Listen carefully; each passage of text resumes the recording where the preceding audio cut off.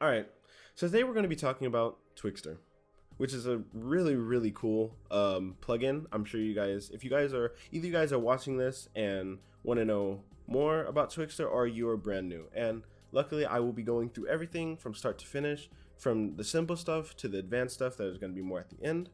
I'm mostly going to be freeballing most of this. I have a little bit of topics that I want to go through, kind of scheduling a little bit, because I feel like this is probably going to be one of the longer ends of the tutorials.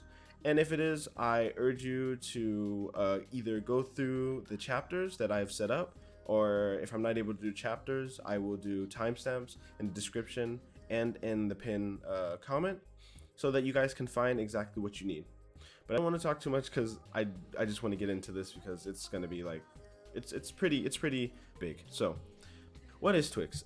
Twix is, or Twixtor is a frame interpolation software, and pretty much what it does, it's able to calculate which frames are, what animation is between two frames. So it's able to see, okay, so this moves one here, okay, what's happening between these two frames, and it allows for you to be able to time remap or slow down clips, and it looks really smooth.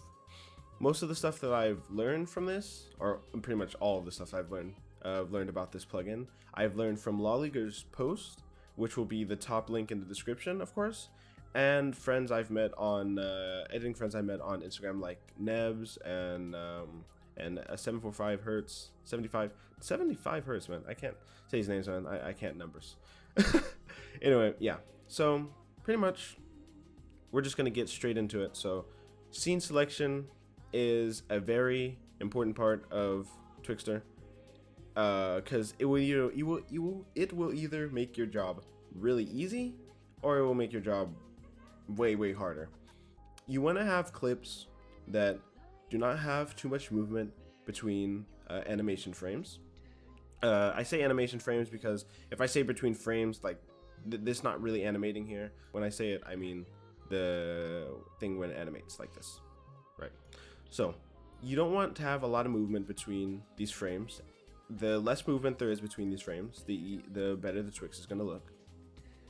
And you don't want to have stuff that's changing colors too bad, or else it will warp a lot. Or something that's changing shape, like from a square to a circle, because then that will also warp. When we talk about warping, we're talking about pretty much Twixtor failing to successfully calculate what frames are in between, or how the frames in between animation frames will look like. So now that we got clip selection, our scene selection down, because not every scene is going to be easy to Twix or can Twix necessarily. You want to be smart on how you choose your clips.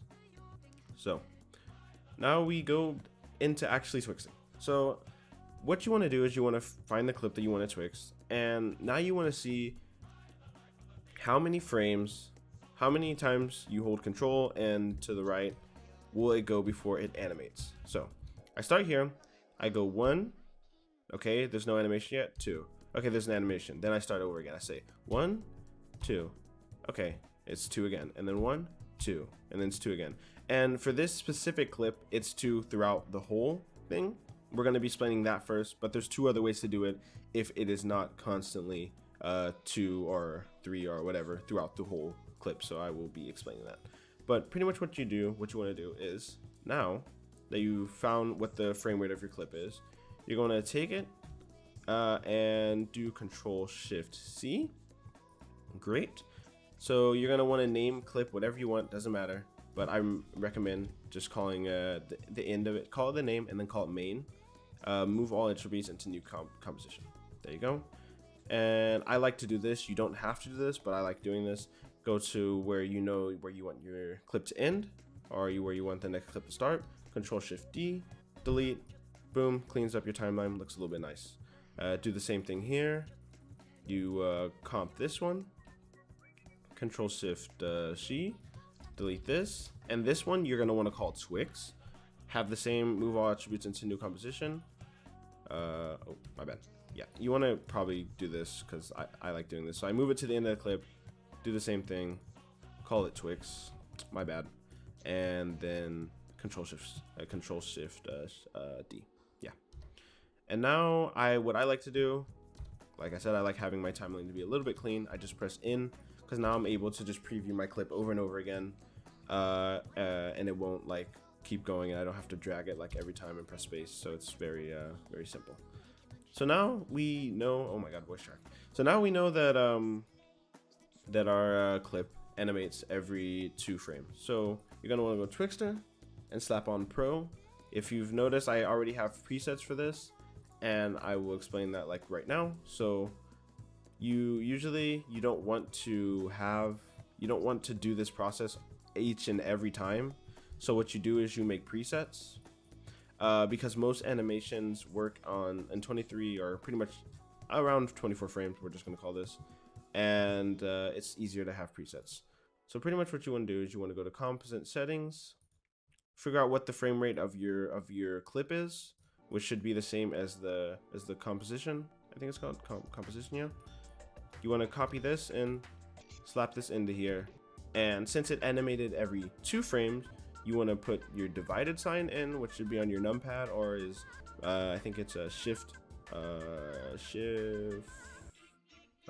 actually not sure because I do not have an American keyboard, but if you have a numpad, it's divided by, and then you divide it by 2. Press enter.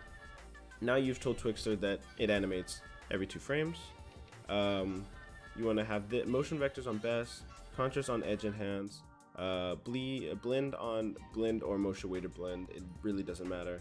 And then you'll put it on inverse with smart blend. We don't always use inverse with smart blend. Sometimes we use forward, but I will explain that when we get into more advanced things. So now we can preview our clip. As you can see, this already Twixtor's amazing. So this is what I'm telling you about what I was talking about clip selection.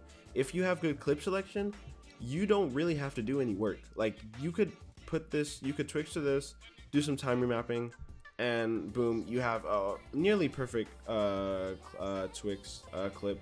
You can see it's shuddering a little bit on the side here, and we can fix that with some motion match and Foreground Mask, which I was talking about earlier. But just in general, like you can barely even see it. It's generally a perfect clip, and then you're finished. But you won't be this lucky all the time. Sometimes you'll have your clip in the middle just start to animate 3 times, or animate once every 3 frames, and that's a pain. So what we would do in this situation is, let's just say this was our clip.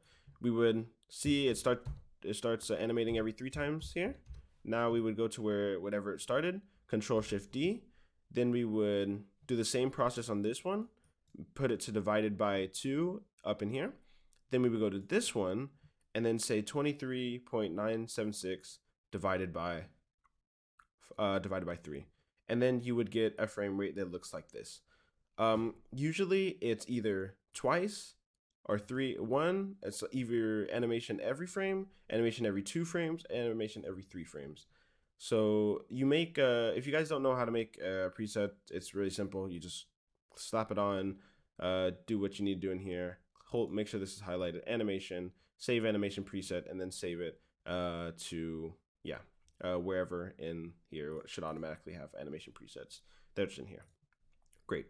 So now let's say that your clip literally just animates for some reason. Maybe you go 2 frames and it animates once, and you go 1 frame, then it animates 3 frames and it animates, and it's like really inconsistent. What you want to do here is, this is the most obnoxious way. It's not really that fun to do, but if you really want to Twix this clip, then what you're gonna want to do is you're gonna want to look at this clip, and you want to hold Control Alt and then press T, enable time remapping.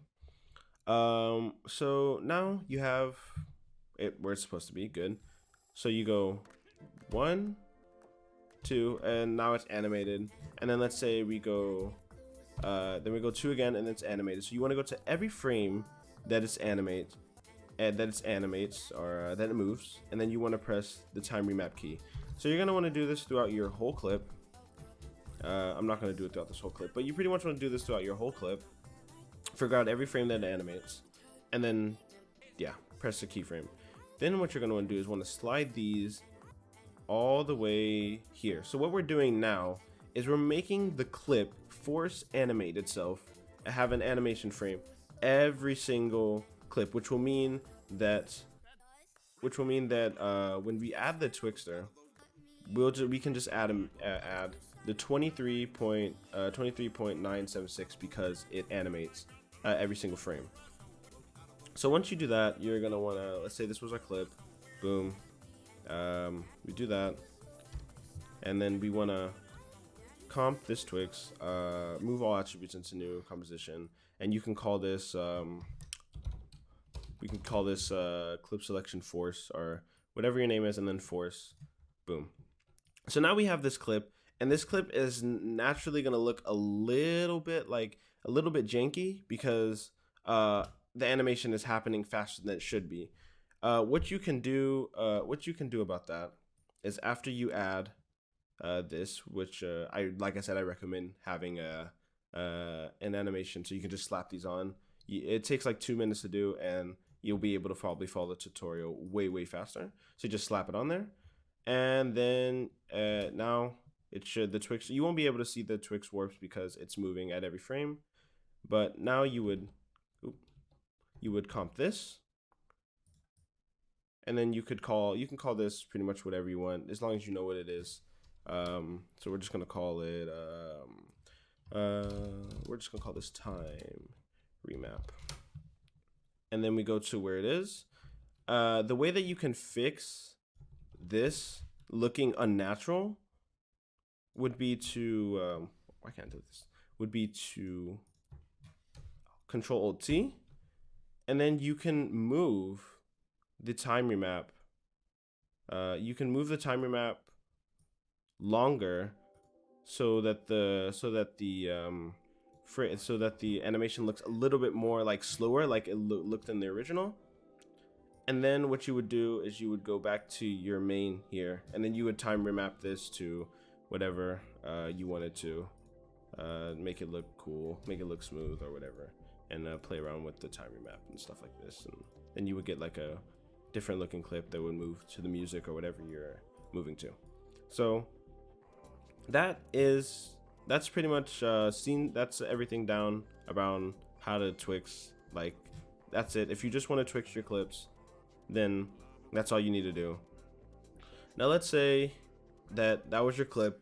It Twixed fine, everything's looking nice, there wasn't a lot of movement, but you're having a problem with this is the clip I use, for example, that shadows are having a little bit of an issue when you're Twixing. Because when you Twix shadows, most of the time, moving shadows, it will warp and create warping. So let's say that was your problem. So what we're gonna do again, Control C, I'm just gonna call this man, we're gonna call this main, move all attributes into comp. We're just gonna do the whole process over again. Very simple. Go in here, zoom all the way in. We're gonna choose B because it's the beginning of the clip. In, this is the end of the clip. Control Shift C. We're just gonna call this man Twix. Make sure that we're naming our layers. Makes it way easier at the end of the day. Boom, boom, and now we have our clip here. Very simple. So like we did before, we check how many frames it takes to animate. So I go 1. Okay, 1, 2, 3. Okay, 1, 2, 3. 1, 2, 3. 1, 2, 3. 1, 2, 3. Very simple. I take this one, which is my preset for when it animates every 3 frames. Boom. Add this, and now we get to look at how it Twix. You can see there's a little bit of warping on his jacket when it does that. So the way we fix that is we duplicate this layer. So we take the one on the bottom, or you could take the one on the top, it doesn't matter. You just remember to delete Twix Pro, or delete the Twix effect from it. And then we're gonna Control Shift C this, and we're gonna call this alt source. That's what we're gonna call it. We're gonna alt source, because right now we are going to look at how alt source motion layers work. So alt source motion layers is this one right here, and it will take, this is the main source that it's taking from, and then it can have an alternate motion source where it takes motion from another clip. And this is mainly used for if your scene is very dark and you need contrast in your clip, so it's blending stuff together when it tries to interpolate frames, or for this with shadows that are moving and Twix is having a hard time playing with them or making sure that they work. So now what you're going to want to do is just go in your clip right here, what you call the alt source. Remember to go to the start, of course, because you want to have this mask starting from the start. Click your roto brush tool, double click on your clip, and then what you're going to want to do is you're going to want to mask you want to mask the shadow, which in this case will be the white part of the shadow. I'm holding Alt while using my scroll wheel to just zoom in on certain points, just so you guys know what I'm doing. So you're going to want to only mask, we'll clean up the mask after we're done, but you want to only mask the white part. So you see here it's white, see here it's white, see here it's white. We got all the white parts. Then we're going to want to go, which should be 3 frames, or 1 frame in this case, because I started the clip a little bit early, so 1 frame here. You're going to want to mask the white part again. And what you're going to want to do is you're just going to want to do this throughout the whole clip. I'm not going to have you guys sit and watch this because this tutorial is already going to be long. It doesn't need to be any longer. So yeah, just mask like this.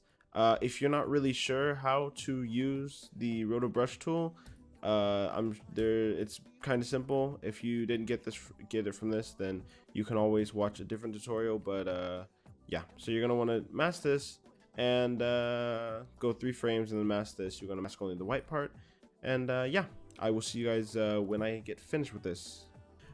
All right, so we're back. I masked the shadow with the roto brush tool. Very simple. You see the mask, how it's masking. It's actually pretty cool. But regardless, now that you've done that, you're gonna want to duplicate this layer, have the roto brush mask be on the top, of course, and then delete the roto mask from here. So the reason why we do that is because we're gonna want to take curves or whatever CC program you use, but I just recommend using curves. Very easy. And then we're gonna want to look at this shadow. We're gonna want to mess with the alpha until it looks somewhat like the suit. So you just play around with this until you feel like it looks like the suit, which is this. No, it's a little bit dark. It's a little bit darker. So you just play around with this. The white on the collar might be something that we want to get. Someone, right? So this is around good enough. Yeah, this is good. So now we have the suit here, and you see that it looks almost exactly like this. You can also mess around with the feather if you want to mess around with the feather and mess around with the shift stuff, because the more accurate your mask is, the better the alt source motion layer is going to be. Since we're already in here, I'll just explain to you. If you had a clip that was really dark, let's say that you had masked out this whole person, and you wanted the background to light up more, it's same concept. You take you either take the background of what you roto brush curves or what you border brushed, and then you just make it like really like Jurassic colors like this, and then that would light up the clip and make it very contrasty. Which would make it easier for Twix to see what you're masking, and then or what you're twixting the main character in the background. So very simple stuff like that. But now that we have done our shadow really good, it looks, you can barely even see that there's a shadow here. You go back to your you want to go back to your main right here. So now that we're out in our main clip, we can see how the Twix, we can see with and without. If I just click it off, if I can find it, we go none. You can see how it's having like a big warp here, and then if I put it on, oh no, wrong one. it's gone. It's pretty much gone. It's way less. And once we get to using time remapping to mask certain warping and use motion blur, this will be pretty much invisible. So now that we know what to do when we're in this situation, now we can go out and go to our next part, which is going to be I don't know why I put this on the second one, because this is the last one, but it's going to be tracking points. Now, tracking points is when you can't really use foreground mask to do so to like follow a specific area, and you can't really use motion mats. Then we use tracking points, and it takes pixels that it needs to focus on, and yeah, it tracks them so that the Twixtor looks better. And yeah, so let's just get started with that. We're just gonna do this real quick. Just change this, just Control-Shift-C, of course. Control-Shift-C like we've been doing to composite your layers. Change it to main. The first one, change to main. Move all attributes into new comp. Boom, boom. At some point, this just becomes muscle memory. Go into the comp. Zoom all the way in. Control-Shift-C this. Move all attributes into comp. Change this to whatever the name of the clip that you're using is, and then call it Twixt. Boom. Oh, and then I made an oopsie and not doing what I usually do, but go to this, then find the end of the clip where it goes black for the first time. Control-Shift-D, Control-Shift-D, and delete by pressing delete button, and B for the beginning of the clip, and N for the beginning of the clip. Very simple. Comes up with muscle memory. Very easy. So now we do what we could do before. We just see how many times it animates per frame. Animates 2 times per frame. You don't usually have to do this throughout the whole clip, but for this sake, we're just gonna do it throughout the whole clip. Drag your preset in. Every 2 frames. Boom. Now let's preview this. I've already Twixed this clip, so I know that there is a little bit of warping, as you see here on the sleeves, on this one, because it just whips out. A little bit over here, a little bit on the sleeves. So I know that there's warping on this at certain points. So now we get into tracking points. At the bottom of your effect, hiding under FG1, FG2, and FG3, which is the most complicated part about Twixtor, is the tracking points. You get 12 tracking points, but in reality, motion mats are just bigger tracking points. So you literally have infinite tracking points. You can, when we get to explaining how motion mats work, you can literally have one point mask like this that work as a tracking for this 1 point mask, which is pretty much like the track points, but will count as a motion mat. So you have infinite tracking points, but for this situation, just use you should usually be good enough by using just the track points, the 12 tracking points, because it's a lot, trust me. So what we're gonna want to do is we're gonna want to focus on 1 point. I think I'm gonna focus on this right sleeve first. Let's just click that again, so we don't have the masking thing. So let's see, where is it? We want to see where it's warping a lot. It's warping a lot.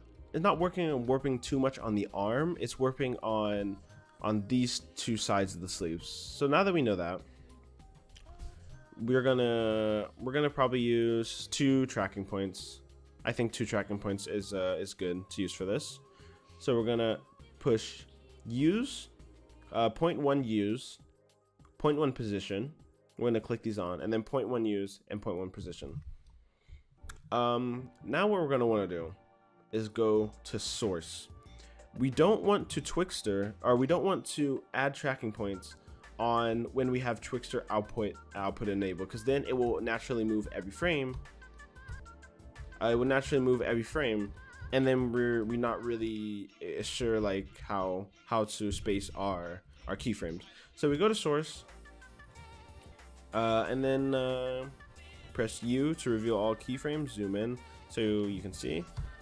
And then we want to figure out when it animates. So it animates 2 frames in front of. So we're gonna want our keyframes to start 1 frame before the actual second animation starts, or the first animation, if that makes sense. So this would be the first animation, and this would be the second animation. So we're still on the first animation. We want to click this that's right next to here for the first one, and click where we want it to be tracking, and I want it to track around here. Then we do the same thing with the second position, and we go like this. Now that we've done that, we want to allow the tracking points to be used, because if you have it on don't use, then it doesn't use them, obviously. But once you turn them on, you want to turn them on to main background 1 and main background 2. If you're using tracking points on top of a foreground mask, which we'll get to later, you're going to want to have it on foreground 1 or foreground 2 or foreground 3. But that doesn't matter right now because we're still working on our main background layer. Now what you're going to want to do is you're going to want to go here. You want to go into the next animate frames, and you just want to track. So this moves up here, track right there. Yeah, go back. Where does this move? This moves right here. Just move it a little bit up here. And then we go 2 frames again, because we know it's 2 frames. Then we want to go, okay, tracks right here. Where's this one go? It just goes a little bit down. And this is what you're gonna want to do throughout the whole thing. Moves a little bit here, boom, boom. Moves a little bit here, boom, boom. And you're gonna want to do this throughout the whole clip, pretty much. So 1, 2, moves 2, moves a little bit in here, moves a little bit here, and yeah. So now we're at the end of our clip, and we have done the the tracking points for that. Great. Now we go to our next point. We want to focus on the left sleeve, or his right arm sleeve. So we just do the same concept. We figure out how much. I think for this, because there's a lot of masking, I remember there's a lot of warping on his arm right here. So I'm just going to use 3 points for this. So what we do is, boom, use position for the third one, use position for the fourth one, use position for the fifth one. Make sure your cursor is at the CTI, current time indicator, it's apparently called, is at the beginning of your clip. Boom, go 1 forward. Make sure it's on main background 1, main background, or not main background 1, but main background. Then we take this one. I want this one to be around right here. I want this one to be around right here. And I want this one to be right here. You want your Twix points to be close to the line where it's twixting. So now we go 1, just move this up here, move this up here, move this here, and we just do this again. So I'm just gonna fast forward this one again so you guys can see the process.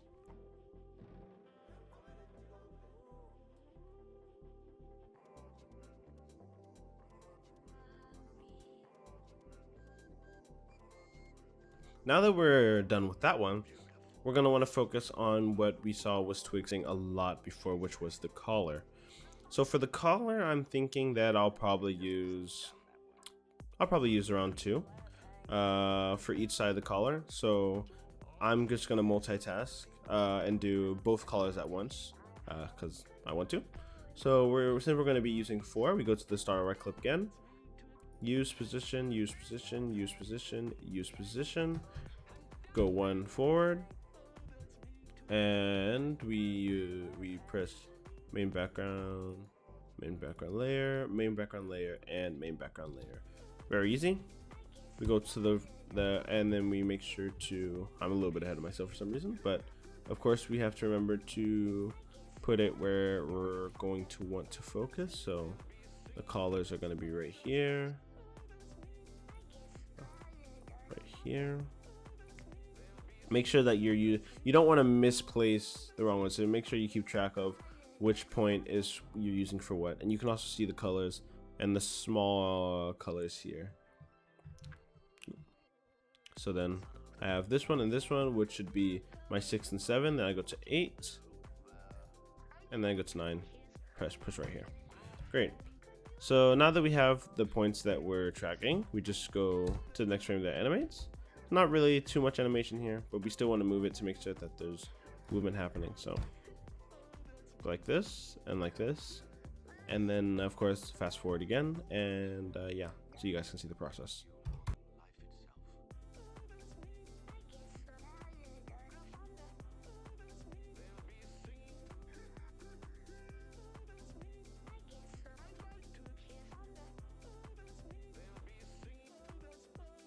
Alright, so that is pretty much all the points that we want, and we can go back, we can turn on our Twixtor output, and if it will let me drift this back, we will be able to see what our new comp looks like. And you can see that the warping is extremely reduced.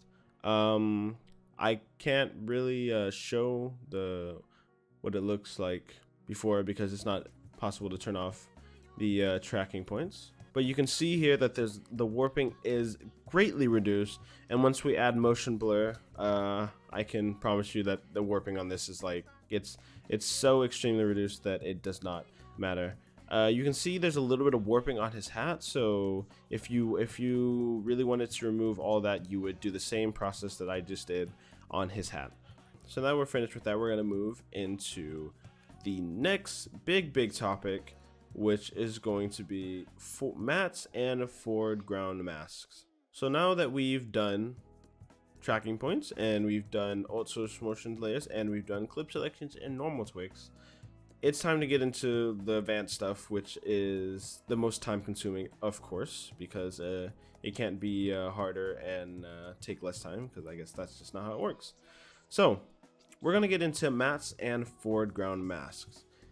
Foreground masks are used when an object overlaps another object, and Twixtor will blend these together. And what you're telling it to do is no, don't blend these together. They are two separate things that you need to Twixtor. So for this one, we would use a foreground mask for this and a foreground mask for this, because this one goes over this one. You see, goes over this one, and then this one also kind of brushes up against it. So this would not be a foreground mask, this would be a motion mask mat, because it doesn't really like go over him, if that makes sense. It doesn't really cross that much. So we're going to be Twixing this clip, and we're going to be trying to make this look as good as possible.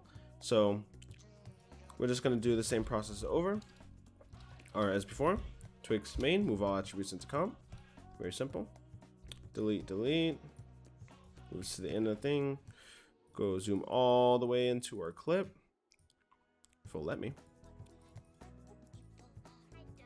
Beginning, B, and then the end, and then we take this, Control Shift C, move all attributes to the new comp, and we're just gonna call this Twix. Great. Now we have our clip. This is the clip that we're gonna be working with. Now we got to figure out, of course, like we showed in the other ones, we got to figure out how many animation frames. What are we Twixing here? So 1 2 1 2 1 2 1 2 1 2.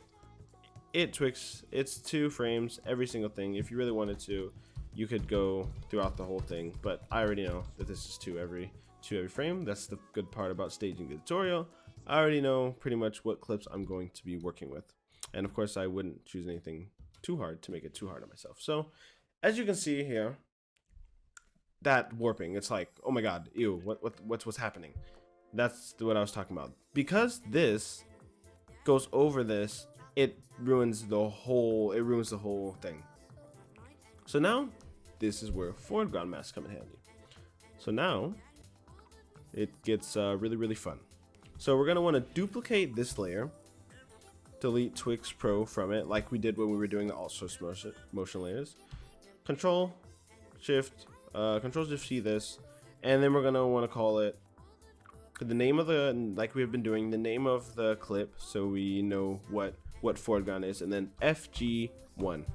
That's what we're gonna want to call this. Do the little trimming because it looks nice. Even change the color so you know what you're working with. Make it orange, make it blue, whatever. So now this is where foreground masks come in handy. This is what we're using foreground masks for. As you can see, you have FG1, which stands for Foreground 1 settings. But right now we need to understand what is Foreground Mask, because I'm sure that it's a little bit confusing. All right, so we look at our clip. We have to figure out what would be Foreground 1. What is the thing that goes in front of what we're mainly twixting, or just on top of everything? So we can see that this crate goes on top of him, which is the main character that we're trying to twix, of course. And that would make this Foreground Mask 1, because it goes in front of what we're trying to twix, or it's just the highest thing. If you think of it as layers, this goes on top of the water and on top of him. So that would make him, or this would make the crate Foreground 1. Now, Foreground 2 would be him, because this goes over him, and that would make him the second layer of everything that's happening. And then this, you could argue that this would actually be Foreground 2, and this would be Foreground 3, but because this doesn't really go over him, we could actually just make this a Foreground 2 and then make this a motion matte, and it would be perfectly fine. So now that we have that explained, we have to make our Foreground 1.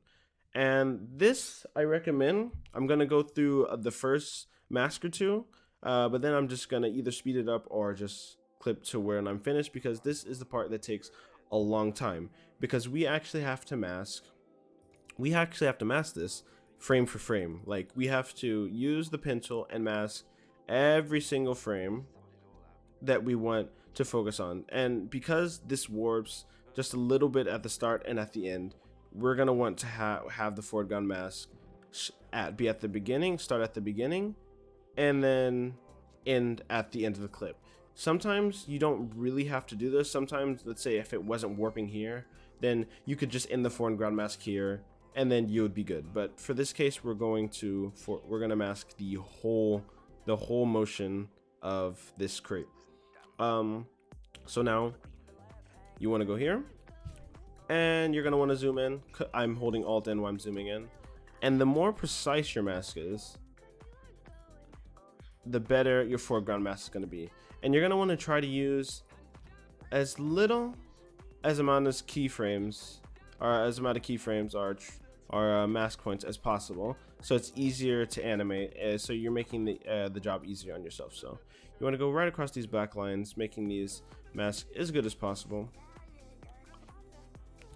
And I really recommend when you're doing this, because this mask probably won't take that long, because the shape is very, very simple. It's a square, but sometimes you'll be masking hands, sometimes you'll be masking parts of people, and it can take a very, very long time, and it's not going to be as easy. So I recommend just putting on some music that you want to jam to, and then just doing this.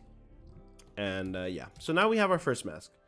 We're going to want to press M to show up all the masks. We're going to want to go to none, because now we can see what we're masking. We want to be able to see. And then we go to the next frame that it's animated.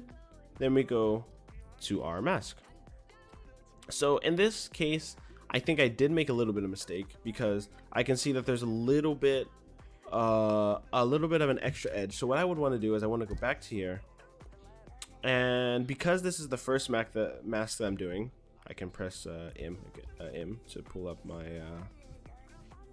my thing. I want to go here, and I want to make it just another extra mask that would probably around like this. So now I have extra edges to work with if I need to. So we press the mask path right here, then we go back to the next frame that needs to be animated, and then we drag our thing around to where it needs to be. So you can see here. Also, I probably would change this color because you can barely see it. So I'm going to change it to something bright red, contrast the blue and the white. And then we just pretty much get to work. So I go here, move this up a little bit, move this here a little bit, move this here so it has a nice edge. And this is what you're going to be doing for...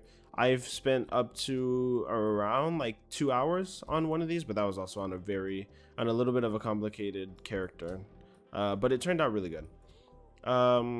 So yeah, this is now your life for the next however long or however complicated your character is, or pretty much until you're finished. Like I said, if you can find a loophole around this, like it doesn't need to be Foreground Mask all the way through, then you could cut your Foreground Mask off early. But for the sake of this video and for the sake of this looking as good as possible all the way through, we're just gonna have it do this. The reason why I accidentally messed something up. Default. Okay, oops. But the reason why we went back and added a keyframe added a mask point is because you cannot add mask points throughout your animation. You have to have the same amount of mask points from the start from at the end. So sometimes it will be like if you have a hand that's coming out of the bottom of the frame, it would be better to start at the middle of the clip and then start masking backwards to the start of the clip and then go to the middle and then mask forward, if that makes sense, because then you won't know how many masking points you need to build up the whole hand, and that will be very, very complicated. I've done that before, and that's how I learned the hard way that sometimes you need to work backwards. But anyway, as we see here, we're just gonna do this, and I'm either gonna cut or speed it up, I'm not sure, but I will see you guys when I'm finished with this.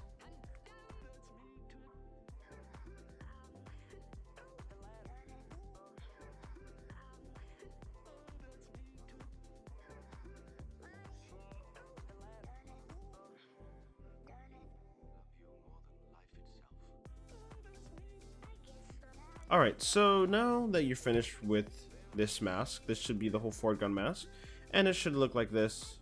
You're going to want to do add, and you can see this is what it looks like, and it's okay. It's supposed to look like this. There's supposed to be this because it's using the frames in between as well. It's supposed to be like that, so don't worry about that.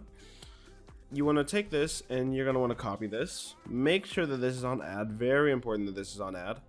So copy this. Go back to the main one of these comps, and you can see this is the foreground one. Make that invisible because you don't, it's just it's a waste of like preview. It's gonna take longer to preview if you have this on. Then you're gonna want to slap this mask. As you can see, it comes on here, and now you can see that it's following this, which is cool. So what you're going to want to do is go to your foreground one, right, and turn this up to 100. You're going to want to put this to alpha, and now for the matte, this is why you have put this on add. This is why you put this on add. You make it the foreground one mask. Good. Now, the first mask and the last mask, this is going to be important, but not right now, because right now we need to just focus on this, and because we're gonna have another mask that's going to be for this bubble, we're just gonna skip right around into rearranging these until after we're finished with all the masks. So what we're gonna want to do, again, duplicate this, slap this under, Twixtor Pro, delete that. You're also gonna want to, of course, delete the mask. That makes sense. So you have a clean layer. This is a clean layer. Control-Shift-C, move all attributes into comps. Now call this one FG2. Just so you know what you're working with. Control-Shift-D. And Control-Shift-D at the end of this. There you go. So now you see you have this. You can make this layer invisible already from the get-go. Change it to the same color so you know what color your foreground masks are. And then go in here. Now you can see that this has this mask. That it doesn't matter, just delete the mask. You're fine. So now that you're in your foreground 2, like we said before, the foreground 2 is going to be this bubble. We've already figured that out, so no need to stress over that. We just get back to work and do exactly what we're supposed to do. So I'm just going to explain how to set it up. Again, you go to the start of your clip, and then you just start a mask. This is going to be a very simple mask because it's a circle. So this shouldn't take too long. The last mask I did took around 20 minutes, I think. So this one will probably be on the short end. It'll probably be maybe 15 minutes as well. So just make this mask as little as points as possible, but enough to have some variation in the bins of the bubble. Make sure this is none. Make sure you start the mask path, and then just 1, 2. Okay, so I can actually see there's a little bit of a thing here. Of course, the better your mask is, the less the warping is going to be. So we want to make sure that this looks okay. So there we go.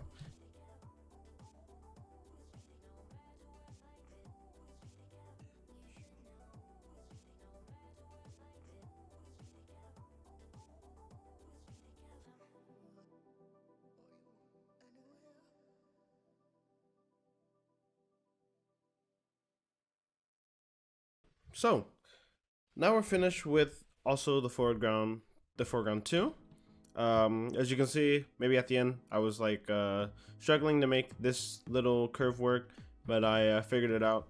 That's why it's good to not have two. That's why it's good to sometimes like work back from behind, because then if I had noticed this was going to be here because I wasn't paying too much attention, I would have added maybe an extra mask point or two, just to have for this part when it comes up. So I had to compromise a little bit, but let's see, it looks really good. If I go to add, you can see it looks really fluid. Like, this is just natural bubble movement. Looks really nice. So yeah, good. So now we do the same thing. We go to none, or we go to add, of course, and then we take all this, Control C to copy, go back to this layer, and you can see our foreground 2. We make that invisible. I already did that, so make these 2 invisible. I don't know why they're not, but yeah. And then you copy, or you paste the mask onto here. So now you see we have our foreground mask 1 and our foreground mask 2. Great. Now what we want to do is we're going to want to go to FG2, make it to the foreground matte, the matte and foreground 2, and then turn this motion sensitivity up to 100. Okay, let me render this real quick, because it's a little bit weird.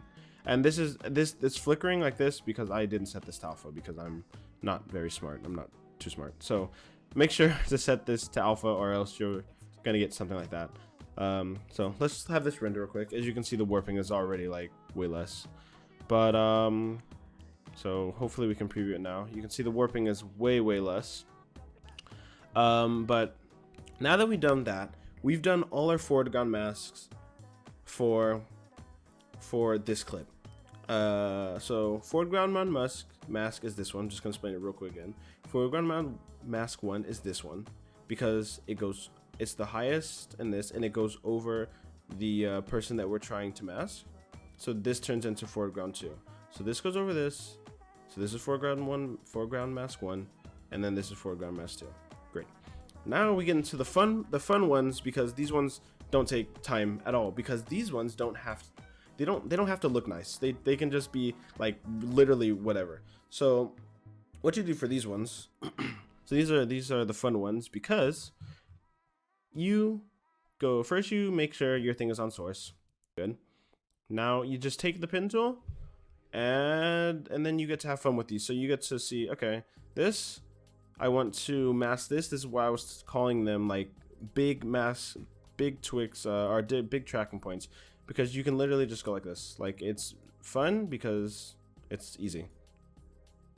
And bam, that's your mask point right there. And now all you have to do, boom, mask path, go 2 frames in front, and then just move this. And I think the way that the animator should do this, it doesn't really move that much, but you just move it around a little bit, and boom, and go like this. Grab this mask path, grab this all the way over here, maybe move it around a little bit.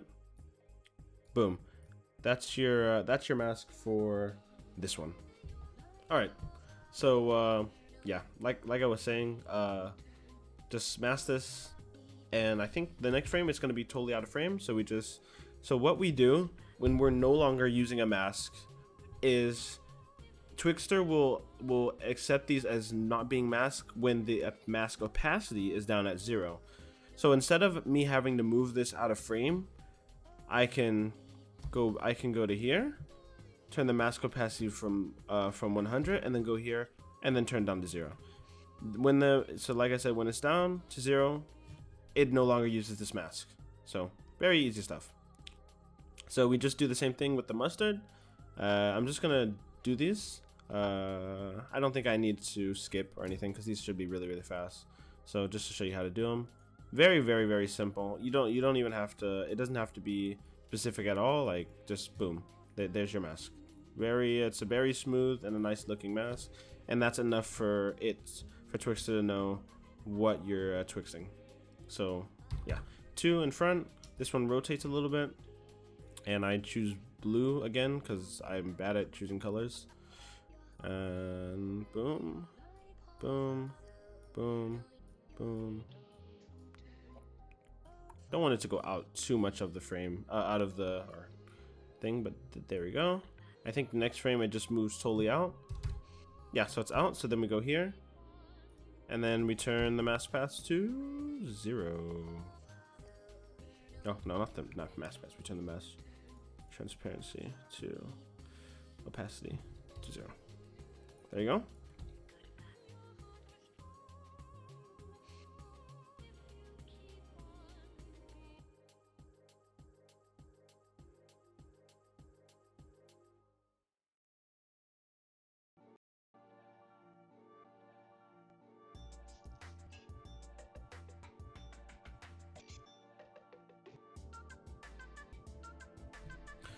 Alright, so now that we finished all of our masks, this clip is pretty much finished. Now what we're going to want to do is we're going to want to layer, make sure everything is layered right. So I'm back. Sadly, the recording crashed, but I will still go through layering of the masks and foreground mask and such. So here we have our Twixtor clip, which looks like this. Alright, so it looks significantly better than without, of course, all of the mask, but I'm going to explain how the masking works. First, we're going to start with the guidance masks. So these ones that are tracking like the figures, and the ones that are standing still until it has to like track something, as you guys can see. So first, we're going to go for those. So if you go down here, I have made a bunch of masks, as you can see. The Foreground Mask 1 is the green mask for this crate, and the Foreground Mask 2 is the bubble. So we're just going to disregard those for right now.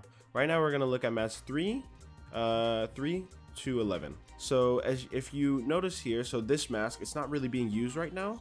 So I go down, you can see at the yellow one right now, it has mask opacity 0. And then once it starts being used, it has mask opacity 100. And then once I stop using it, I turn it from 100 down to 0 again. And it's very, very, very important that when you do these guidance masks, make sure that the opacity is 0 when not using it, 100 when using it.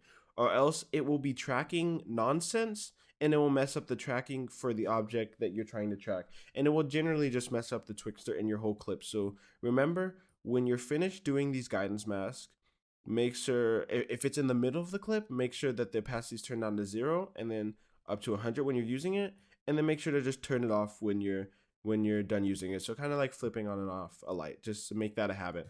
Sometimes you'll probably forget, and you'll kind of see that your trick is kind of messing up a little bit. So what you want to do is just make sure that you've done that correctly. Great. So now I'm going to go into the layering of these masks, are the Foreground 1 mask and the Foreground 2 mask. So as we can see here, the Foreground 1 mask is this one right here, or this one right here. Let me just click on layer so you guys can see it. So here we highlight what is the first and the last mask of foreground of the Foreground 1. And also it's important to remember that for your foreground, like for this, let me just go back into the layer 1 second just to make it more easier. For this mask, you don't only have to have one mask. You can have multiple foreground masks as long as it lines up with the layering that something's going on top of something else. So you just need to remember that for this one, I only have one mask, but you can have multiple foreground masks on foreground one. But what you have to do if you're doing that, you need to tell Twixtor that you're doing that. So as you can see here, I have said for my foreground one that the first mask is 1 and the second mask, the last mask is 2. The one and these 2 masks. So it's important for you to tell After Effects that you're doing that, or tell Twixtor that you're doing that. Now if we go to the Foreground Mask 2, usually when you're doing Foreground Mask, the rule of thumb is even if something is going over it, like if you're doing the second Foreground Mask, even if Foreground 1 is going over it, you just say that the first mask is foreground or mask 2 in this case. But sometimes Twixtor will literally just bug out, especially with the version I have, because I have a little bit of an older version. I'm not sure if it's like this for the newer versions, but for the old version that I have is like this. So sometimes it's worth playing, like I'll show you here. If I go to something right here, and you would want to say that the first mask on this one is the second mask, you would go like this. You can see that there is a problem that I have, if I remember correctly. Yeah, this one right here. So as you can see here, there's like a shading of the foreground mask here when I put it to the first mask is 2, and the second mask, or the last mask is 2. Sometimes it will just bug out like this. So it is worth sometimes just playing around with the mask and seeing what looks best on the clip that you're Twixtoring. But for a general rule of thumb, it's supposed to be that that even if the mask is going over, the foreground mask is going over foreground 2, the first mask of the foreground 2 would be mask 2, or the foreground mask, the mask they use for foreground 2. So yeah, now we have the guidance motion things. Just to quickly tell you that it does not matter, they don't have to be on these, because for the guidance masks don't have to be precise. As you can see, it's just like simple masks that are just tracking. It's nothing really that complicated, and as soon as you make the mask, it's Twixtor already starts tracking them, so they have nothing to do with the foreground mask and the Foreground Mask 1, 2, and 3. It has nothing to do with that. For the main background settings, you want to make sure to tell Twixtor pretty much what masks are using for your background. So what are the masks that you're using for your background?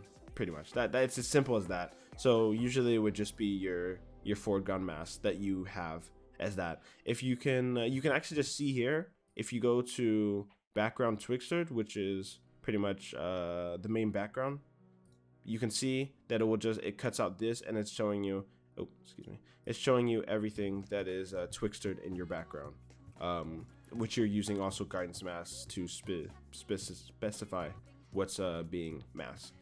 Yeah, so pretty much that's pretty much the layering and how you use guidance mask and tracking points and stuff like that. If we go back, I've already, as I said, the recording already kind of messed up, so I already have, but CC Force Motion Blur is something that you will usually want to add on the end of all your Twixtor clips. Some people use plugins like rsmb. rsmb is not really what you want to use if you're working with Twixtor, because that rsmb has its own way of interpreting frames, if that makes sense. Since Twixtor is in frame interpolation plugin, it doesn't make sense to add another frame interpolation plugin, because they kind of cancel each other out, and it can ruin some of the Twix that you have set up. Therefore, we use CC Force Motion Blur, which is a built-in motion blur effect in After Effects, which renders the clip as many times as you have here. The default probably will be 8, and it renders it 8 times in 8 different ways and makes it have a natural motion blur. Usually you would use this effect if you have, like, if you're doing hand animation and you want a blur in it, you would slap your hand animation in After Effects and then add this effect. Then it would add a natural motion blur. So usually this is 8, like I said. It's fine to keep it at 8. I just thought for this clip specifically, it looked kind of ugly with 8, just because of the way that this this clip Twixtor, so don't be afraid to just mess with some of this. This will, I recommend having at 360. The more movement there is in their clip, the higher this number can go. I think I've tried having it at as high as 500 at some point. But yeah, 360 is a nice standard, and if you think that it needs more blur, then you just add it up. But as you can see from here, I had this one has a little bit of motion, a little bit more motion, so I turned it up to 400, 360, 360. So what these clips look like Twixtor, I'm just gonna have them play in the background, as you can see. And you can see, especially this clip right here is the one that we want to be focusing on. The Twixtor looks really smooth. The only part that could be improved is this part right here. But if you guys remember what I was saying from the start of the tutorial, clip selection is of course really important. And the way that this moves, the way that this branch moves is kind of erratic. Oh, okay, it's kind of erratic, and it has like really big jumps. But you can already see from the way that this clip looks on source, this is the original, the way that the clip looks original. And now if we go to Twixtor output, this is the way that it looks now. And with blur, this is the way that it looks. So you can see that the Twixtor work is really good. It's I wouldn't say it's near as perfect as it can get, because again, if the tree branch wasn't moving so erratic, this clip would look really good. But yeah, again, about clip selection, that's again really important. So but I hope you guys learned a lot from this tutorial. I really tried to make it as good as possible. It's pretty much 4 or 5 tutorials put into one, so you guys don't have to scour around the internet to look for the Twixtor tutorials that for some reason don't exist. It's supposed to be an all-purpose Twixtor tutorial, so you guys should be able to use this tutorial whenever. If you guys have any questions, please write them down in the comments. If there's something that you guys thought I've done wrong or something that needs to be explained better, write it down in the comments, and I will do a detailed answer in the comments and helping you guys as much as possible. Otherwise, I hope you guys enjoyed the video, and yeah, see you later.